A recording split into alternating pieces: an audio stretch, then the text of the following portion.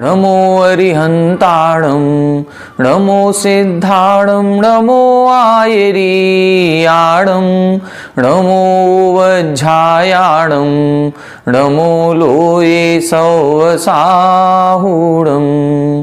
मोक्षमार्गस्य नेतारं भेत्तारं कर्मभूभृतां ज्ञातारं विश्वतत्त्वानां वंदे तद्गुणलब्धये।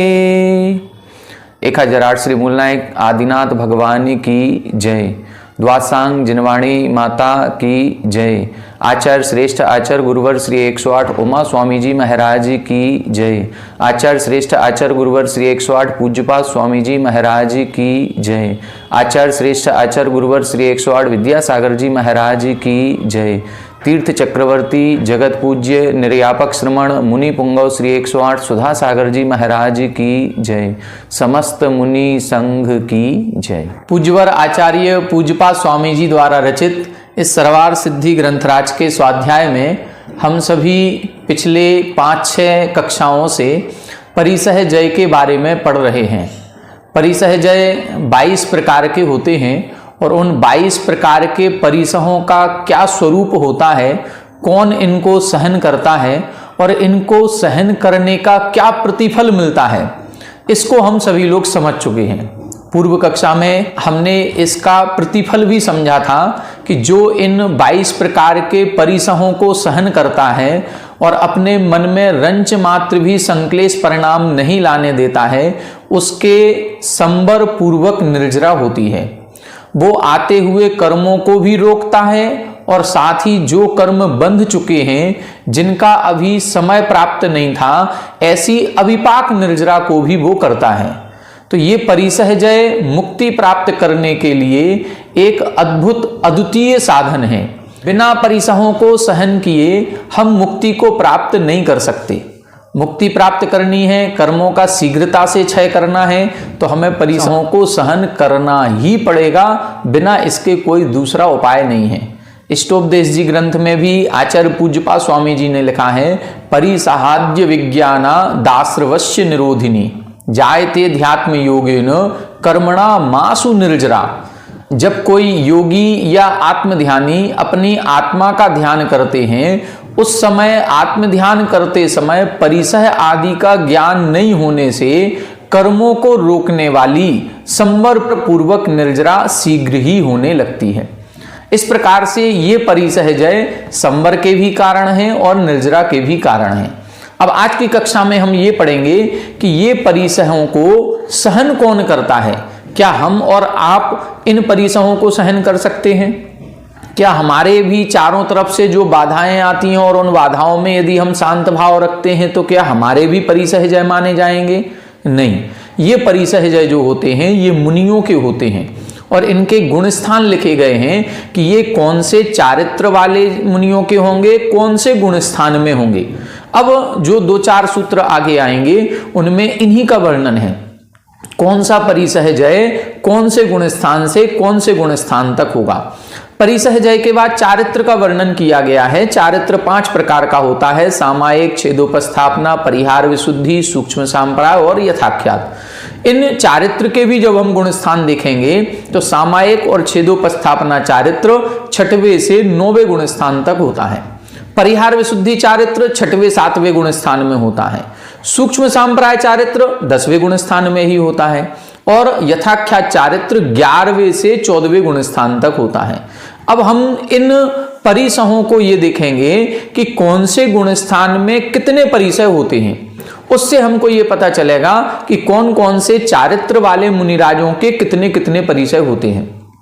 इसकी दूसरी तरह से व्याख्या करेंगे तो आगे आने वाले 2-3 सूत्रों में बताएंगे कौन से कर्म के उदय के कारण से कौन सा परिसय होता है। मतलब जो हमें विघ्न बाधाएं आती हैं ये किस कर्म के उदय से आ रही हैं, तो उस कर्म का उदय कौन से गुण स्थान तक पाया जाता है उससे भी इनकी व्याख्या की जाती है कि ये परिसयजय इस गुण स्थान तक होता है क्योंकि इस कर्म के कारण से होता है, और इस गुण स्थान तक होता है तो उस गुण स्थान में कौन सा चारित्र हो सकता है, उन चारित्र वालों के ये परिसयजय होते हैं। आइए देखें, टीका पढ़ेंगे 838 नंबर की, पेज नंबर 336। आह किम इमे परिसहाः सर्वे संसार महाअटवीम अतिक्रमितुम अभ्युद्यतम अभिद्रवंती उत कश्चित प्रतिविशेष इति अत्र उच्यते। यहां बता रहे हैं ये जो परिसय आपने लिखे हैं ये सारे परिसय सभी उन जीवों के होते हैं जो संसार महाअटवीम अतिक्रमितुम, जो संसार रूपी बड़े से बड़े सघन जंगल को पार करने के लिए प्रयास कर रहे हैं। तो ऐसे उन सभी जीवों के, सभी मुनियों के होते हैं या इसमें कोई विशेषता है, अब उसको अपन व्याख्यान कर रहे हैं। तो अमी व्याख्यात लक्षणः, जिन परिसहजयों का अभी व्याख्यान कर चुके हैं ऐसे क्षुदादयः चारित्रांतराणि प्रतिभाज्यः, ये जो क्षुदा आदि परिसय हैं ये चारित्रांतराणि, जो 5 प्रकार का चारित्र कहा गया है, सामायिक, छेदोपस्थापना, परिहार, विशुद्धि, सूक्ष्म सांप्राय, यथाख्यात, इन 5 ही चारित्र वाले मुनियों में भाज्य यानी भजनीय हैं, विकल्प के योग्य हैं। कुछ परिसय सामायिक छेदोपस्थापना चारित्र वालों के होंगे, कुछ परिसय परिहार विशुद्धि चारित्र वालों के होंगे, सूक्ष्म सांप्राय 10वां गुण स्थान है तो कुछ कर्म प्रकृतियों का उदय यदि समाप्त हो जाएगा तो उधर कुछ कम होंगे, और ऊपर यथाख्यात चारित्र वालों के कुछ और मोहिनी आदि कर्मों का अभाव हो जाने से वहां पर कुछ और परिसहों की कमी आ जाएगी। तो इस प्रकार से चारित्र की अपेक्षा से यहां पर विकल्प बन जाते हैं। अब वो कौन कौन से होते हैं? नियमेन पुनः अनियोह प्रत्येतव्यः, इसका नियम करने के लिए आगे के 2 सूत्र कह रहे हैं। अनियोह यानी आगे के ये 2 सूत्रों का व्याख्यान इसी का नियम करने के लिए बता रहे हैं। आइए सूत्र नंबर 10 देखें। सूक्ष्म सांप्राय छद्मस्थ वीतरागयोश चतुर्दश, सूक्ष्म सांप्राय छद्मस्थ वीतरागयोश चतुर्दश, यहां बता रहे हैं सूक्ष्म सांप्राय मतलब 10वां गुण स्थान, जिनके सांप्राय, सांप्राय का मतलब होता है कसाय, जिनके कसाय सूक्ष्म रह गई है। और कैसे हैं? छद्मस्थ वीतरागयो, जो छद्मस्थ और वीतराग 2 शब्द हैं। वीतराग शब्द कब बनता है? जब मोहिनी कर्म का सर्वथा अभाव हो जाता है तो वीतराग हैं। लेकिन छद्मस्थ, छद्म बोलते हैं आवरण को, जो ज्ञानावरण और दर्शनावरण में स्थित हैं। तो जिनके अभी ज्ञानावरण और दर्शनावरण नष्ट नहीं हुआ लेकिन मोहिनी के नष्ट हो जाने से वीतराग अवस्था प्रकट हो गई, उनको बोलते हैं छद्मस्थ वीतराग। तो छद्मस्थ वीतराग के कौन से गुण स्थान होंगे? 11वां और 12वां। 10वां गुण स्थान के ऊपर मोह का अभाव हो जाता है लेकिन अभी ज्ञानावरण दर्शनावरण नष्ट नहीं हुआ, इसलिए 11वें 12वें गुण स्थान को छद्मस्थ वीतराग गुण स्थान कहते हैं। तो 10वें गुण स्थान वाले, 11वें गुण स्थान वाले और 12वें गुण स्थान वाले, इन 3 गुण स्थान वाले जीवों के चतुर्दश 14 परिसय होते हैं। 22 परिसयों में से कितने होंगे? 14 परिसय, 8 परिसय कम हो जाते हैं। कौन से कम हो जाते हैं, कौन से होते हैं, इसको अपन टीका में पढ़ेंगे। आइए देखें, टीका देखें 839 नंबर। क्षुत, पिपासा, शीतोष्ण, दंशमशक, चर्या, सैया, वध, अलाभ, रोग, तृणस्पर्श, मल, प्रज्ञा और अज्ञानानि, ये जो परिसय दिए हैं ये 14 परिसय हैं। कौन कौन से हैं? क्षुधा परिसय, प्यास परिसय, शीत ठंडी की वेदना, उष्ण गर्मी की वेदना, दंशमशक मच्छर आदि की वेदना, चर्या सैया चलते समय लेटते समय, बध यानी मारा जाना, अलाभ यानी आहार आदि का लाभ नहीं होना, रोग, तृणस्पर्श, मल, प्रज्ञा और अज्ञान, ये 14 परिसय इन 10वें 11वें 12वें गुणस्थानवर्ती मुनिराजों के होते हैं। चतुर्दश इति वचनात् अन्येषां परिसहाणाम अभावो वेदितव्यः, ये जो चतुर्दश शब्द लिखा है इससे ये सिद्ध होता है कि इन ऊपर कहे हुए 14 परिसय के अलावा जो परिसय हैं उनका अभाव जानना चाहिए। आह युक्तम तावत वीतराग छद्मस्थे मोहिनीय अभावात तत्कृत वक्ष्यमाण अष्ट परिसय अभात चतुर्दश नियम वचनम। यहां बता रहे हैं जो वीतराग छद्मस्थ गुण स्थान है 11वां और 12वां गुण स्थान, वहां पर मोहिनी कर्म का अभाव हो जाने से उस मोहिनी कर्म के उदय से होने वाले जो 8 परिसय हैं उन परिसयों का अभाव हो जाने से 14 परिसय बन जाते हैं। ये तो बात समझ में आ गई। क्या 11वें और 12वें गुण स्थान में मोहिनी कर्म का अभाव हो जाता है। यदि कोई उपसम श्रेणी से चढ़ रहा है तो उसके मोहिनी कर्म का उपसम है, कोई छपक श्रेणी से 12वें गुण स्थान में पहुंचा तो उसके मोहिनी कर्म का क्षय ही हो गया। दोनों भी परिस्थितियों में मोहिनी कर्म की एक भी प्रकृति का उदय नहीं होता। तो ये बात तो क्लियर हो गई कि मोहिनी कर्म के कारण से जो 8 परिसय होते थे वो 11वें और 12वें गुण स्थान में नहीं होते। ये बात तो सही है, लेकिन यहां बता रहे हैं सूक्ष्म सांप्रायेतु मोह उदय सद्भावात चतुर्दश इति नियमो न उपपद्यते इति। लेकिन जो 10वां गुण स्थान है वहां तो मोहिनी का सद्भाव है, और जब मोहिनी का सद्भाव है तो आपने सूक्ष्म सांप्राय गुण स्थान में भी 14 कैसे लिख दिए, ये नियम कैसे बना दिया।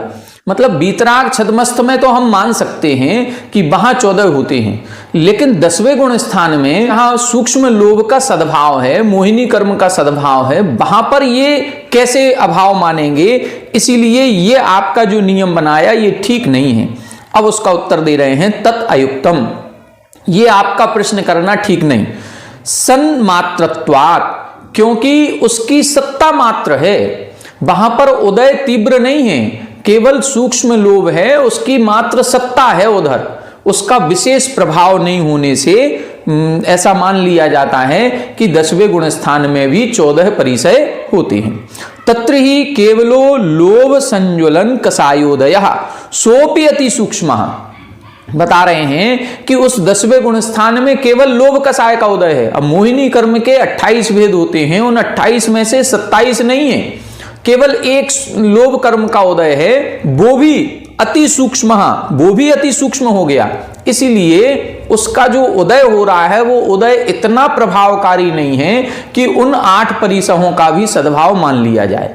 इसीलिए इधर मोहिनी कर्म के उदय से जो 8 परिसय होते हैं, यहां मोहिनी कर्म के सूक्ष्म लोभ की सत्ता होने पर भी उन 8 का अभाव माना गया है, केवल 14 परिसय माने गए। ततो वीतराग छद्मस्थ कल्पत्वात् चतुर्दश इति नियमः तत्रापि युज्यते। इसीलिए वीतराग छद्मस्थ कल्पत्वात् मतलब उस वीतराग छद्मस्थ का समीप होने के कारण से ये बिल्कुल निकटवर्ती है, क्योंकि 11वें 12वें गुण स्थान में मोहिनी का बिल्कुल उदय नहीं है, 10वें में है, वो भी एक प्रकृति का है, वो भी अति सूक्ष्म है, इसलिए ये बिल्कुल निकटवर्ती है। इसीलिए वहां पर जो नियम हमने 11वें 12वें गुण स्थान में बनाया वही नियम इस 10वें गुण स्थान में भी लग जाता है। अब दूसरा प्रश्न कर रहे हैं, ननु मोहोदय सहाय अभावात मंदोदयत्वाच्च क्षुदादि वेदना अभावात तत्सहन कृत परिसह व्यपदेशो न युक्तिम अवतरति। यहां दूसरा प्रश्न कर रहे हैं कि मोहिनी कर्म का या तो सद्भाव नहीं है, 11वें 12वें गुण स्थान की अपेक्षा तो इनका सद्भाव नहीं है, 10वें गुण स्थान की अपेक्षा मंद उदय है, मंदो उदय मानेंगे। तो उस मंदो उदय कहें या सद्भाव नहीं कहें तो फिर क्षुदादि वेदना अभावात, मोहिनी कर्म का अभाव हो जाने से जो क्षुधा आदि की वेदना होती है उस वेदना का अनुभव ही नहीं हो सकता। आज हमें भी जो भूख प्यास की वेदना होती है वो वेदना वेदनी कर्म का तो सद्भाव से होती ही होती है, साथ ही मोहिनी कर्म के उदय के कारण से होती है। जब हमें इस शरीर से विशेष मोह होता है तो हमें वो वेदना लगने लगती है। यदि शरीर से ही मोह नहीं है तो वेदनी कर्म के उदय से वो बाधा भी अनुभव में नहीं आएगी, मोहिनी कर्म के कारण से। अब इनका कहना यह है कि यदि मोहिनी कर्म का उदय नहीं है, उदय है तो मंद उदय है, तो फिर उस क्षुधा आदि की जो वेदना हो रही है उस वेदना का अनुभव ही नहीं होगा। जब वेदना का अनुभव ही नहीं होगा तो फिर परिसहजय किस कारण से आपने बना दिया, फिर परिसहजय भी उत्पन्न नहीं होंगे। तब उसका उत्तर दे रहे हैं तन्ना, ऐसा नहीं है। किम कारणम, क्यों नहीं है? क्योंकि शक्ति मात्रस्य विवक्षितत्वात्, क्योंकि वहां शक्ति मात्र की विवक्षा कर रहे हैं। वहां पर केवल इतना बता रहे हैं कि वेदनी कर्म का उदय है और वेदनी कर्म के उदय के कारण से ये परिसय होते हैं, तो वहां सत्ता मात्र मानने की अपेक्षा से यहां ऐसा कहा गया है कि ये परिसहजय होते हैं। ये बात सही है कि मोहिनी कर्म का उदय नहीं है तो उस वेदना का अनुभव भी नहीं होता है, लेकिन फिर भी परिसहजय क्यों माने गए? क्योंकि उस कर्म की सत्ता है और उस कर्म की सत्ता के उदय के कारण से ये परिसहजयों की वेदना हो सकती है, उस अपेक्षा से इधर बताया। जैसे उदाहरण दे रहे हैं, सर्वार्थ सिद्धि देवस्य सप्तम पृथ्वी गमन सामर्थ्य व्यपदेशवत्। उदाहरण भी कितना अच्छा दिया, आगम से ही उदाहरण दिया कि जैसे ये कहा जाता है, आगम में वर्णन है कि जो सर्वार सिद्धि के देव होते हैं वो सर्वार सिद्धि विमान वाले देवों का जो गमन है वो सप्तम पृथ्वी तक होता है। एक्चुअली ये कहा जाता है कि कौन से देव कितनी बड़ी विक्रिया कर सकते हैं, तो इसके समाधान में कहा गया जिस देव का जितना अवधि ज्ञान का क्षेत्र होता है उतनी बड़ी विक्रिया की जा सकती है। अवधि ज्ञान से कितनी दूर की बात जान सकते हो उतनी बड़ी विक्रिया भी हो सकती है। अब सर्वार सिद्धि के देवों के अवधि ज्ञान का जो विषय है वो सप्तम पृथ्वी का है, तो फिर सप्तम पृथ्वी तक विक्रिया भी कर सकते हैं।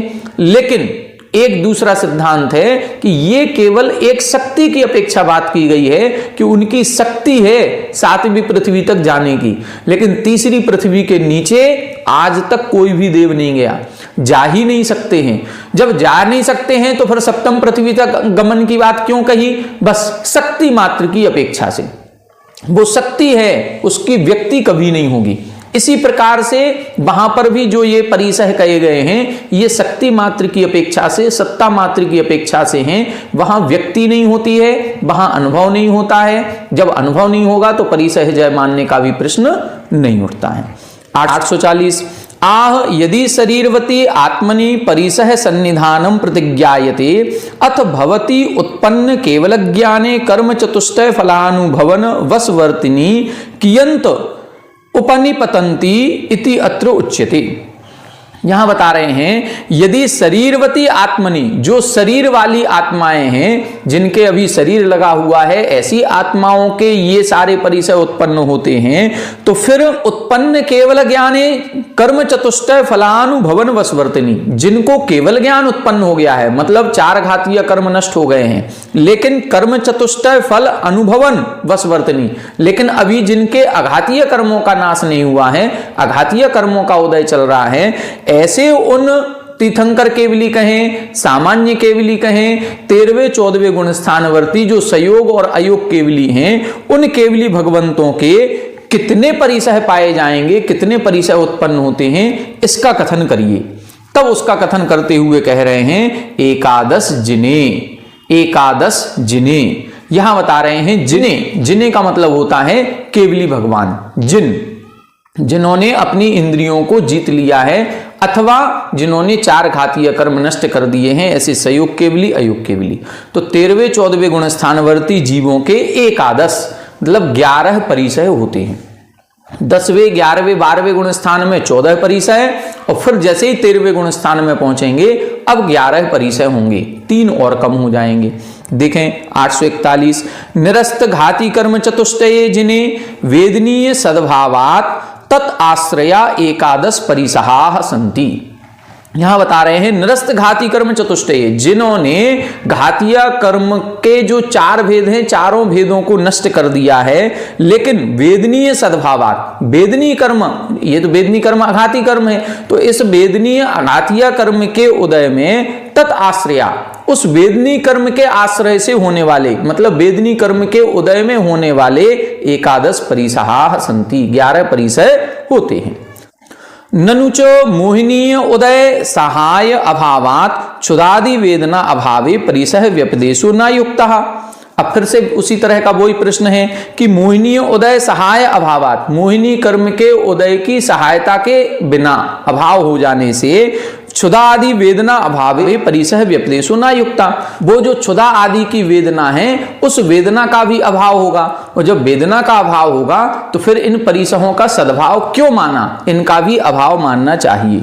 अब उत्तर दे रहे हैं सत्यम एव एतत्, ये जो आपका कहना है ये बिल्कुल सही है। वेदना अभावेपि द्रव्य कर्म सद्भाव अपेक्षया परिसह उपचारः क्रियते। यहां उपचार से परिसह कहे गए। वास्तविकता में परिसह 13वें गुण स्थान में 14वें गुण स्थान में नहीं होते। वास्तविकता तो यह है कि जितने परिसह जय होते हैं ये 6वें 7वें गुण स्थान में ही जीते जाते हैं। क्यों? क्योंकि वही इनका अनुभवन होता है। सप्तम गुण स्थान के ऊपर तो ध्यान अवस्था होती है और ध्यान अवस्था में इन परिसहों का अनुभवन ही नहीं होता। जब अनुभवन नहीं होगा तो जीतने का प्रश्न कैसे उठेगा? इसीलिए वास्तविकता तो यही है कि 6वें 7वें गुण स्थान में ही परिसहों को जीता जाता है। इसके ऊपर जो सप्तम गुण स्थान के ऊपर जो परिसहों का सद्भाव कहा है वो केवल कर्म के उदय के कारण से कहा है, परिसह को जीतने की अपेक्षा से नहीं है। इसीलिए वहां उपचार शब्द का प्रयोग किया जाता है। वेदना अभावेपि, वेदना के अभाव होने पर भी द्रव्य कर्म सद्भाव अपेक्षया, द्रव्य कर्म के सद्भाव की अपेक्षा से। अब 11 परिसह वेदनी कर्म के कारण से होते हैं और वेदनी का उदय 14वें गुण स्थान तक है, इसलिए वो वेदनी कर्म के उदय के कारण से होने वाले जो 11 परिसह हैं ये 14वें गुण स्थान तक कहे हैं। मोहिनी कर्म के उदय के कारण से जो परिसह कहे गए हैं उनका जहां तक मोहिनी कर्म का सद्भाव है वहां तक कहा जाएगा। तो इस प्रकार से कर्मों के सद्भाव की अपेक्षा से उनका अस्तित्व स्वीकार किया गया है।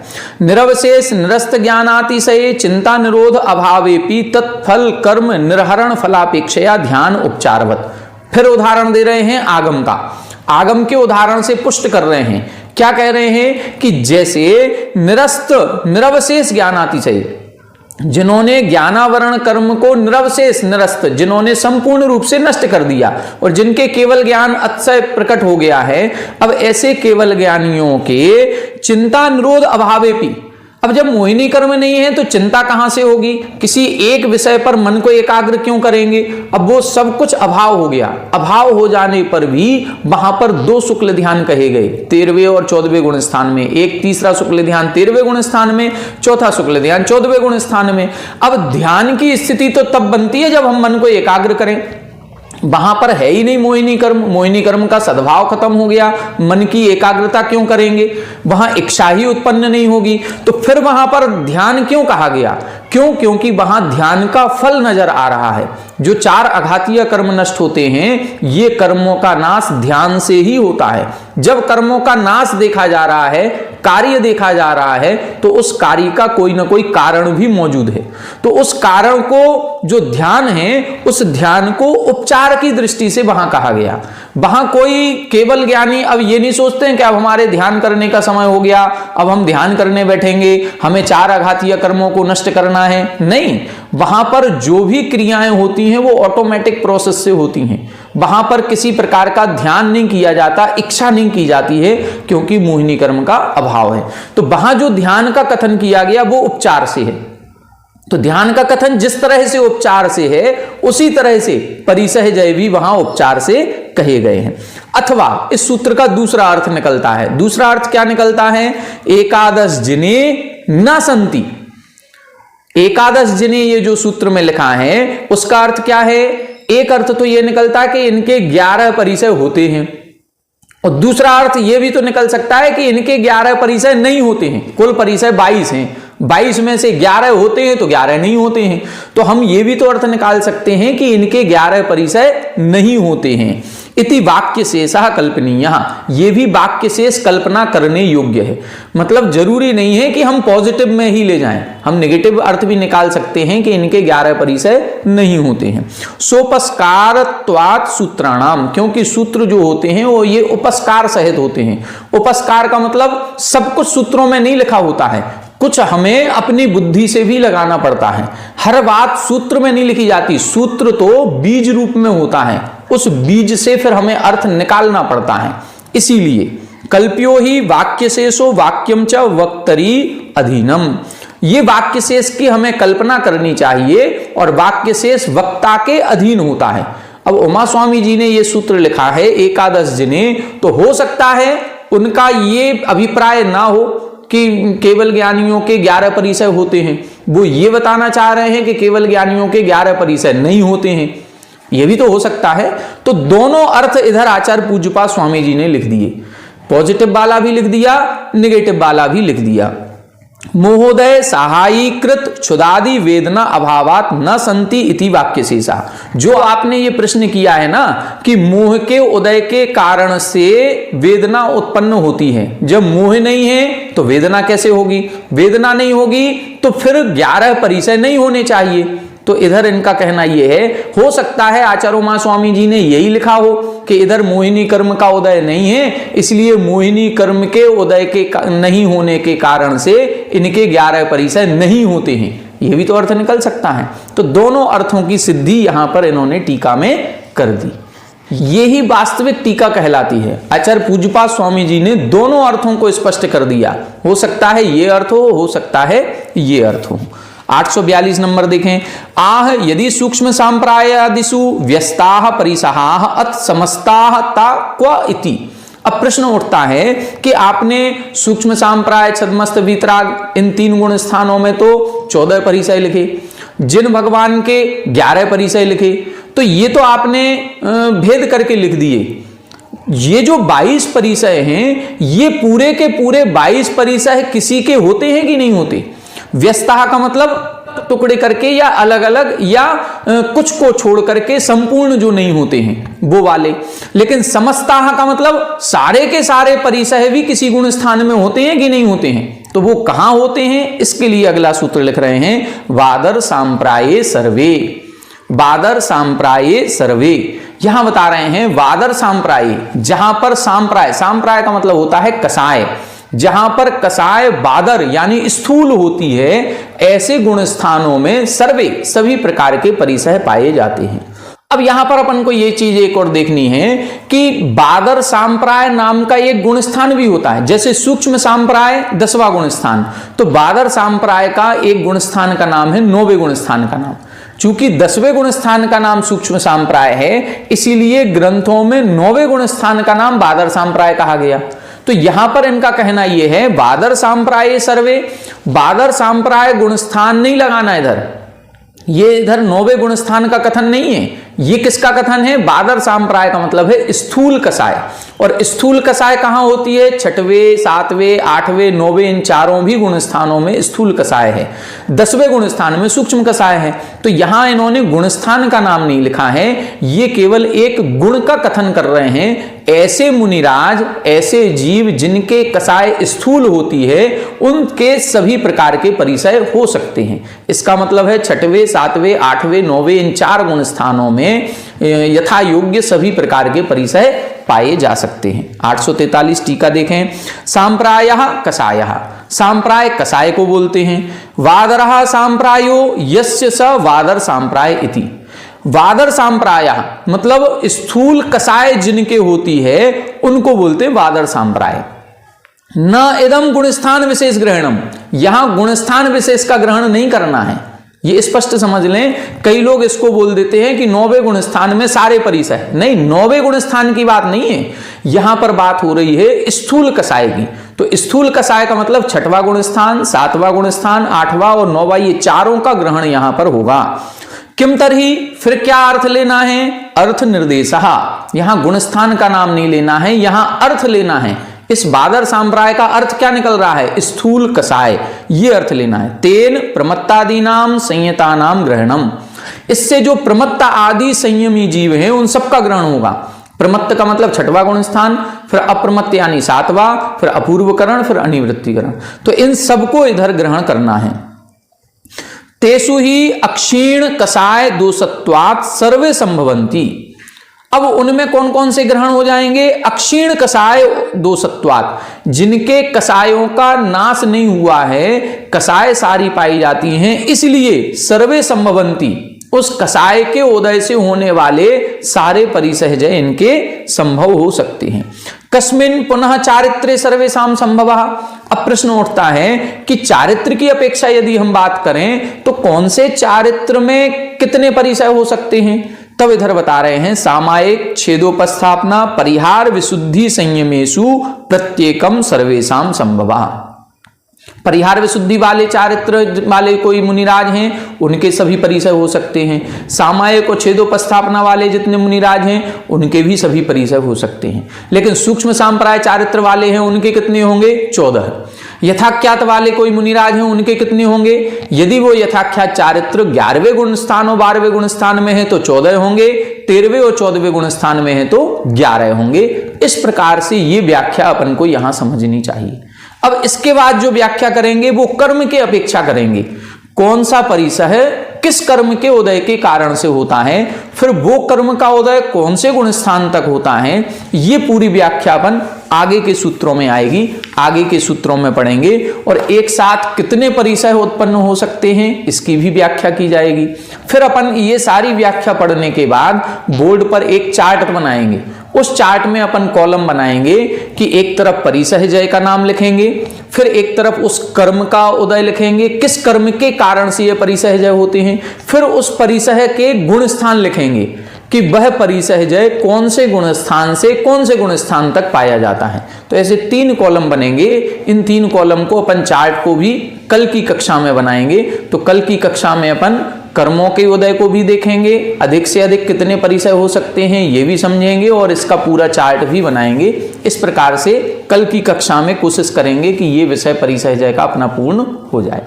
आज की कक्षा में इतना ही। आप सभी हमारे साथ बने रहें। सभी को जय जय।